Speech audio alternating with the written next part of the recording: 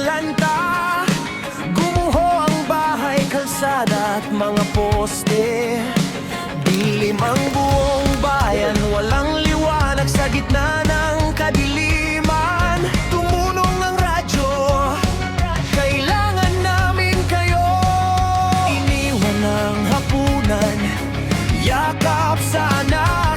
Saan ka pupunta? Tulungan ko ang anak. Suot ang sintas, helmet at gloves, isang dasal lang. Lord, samahan mo kami.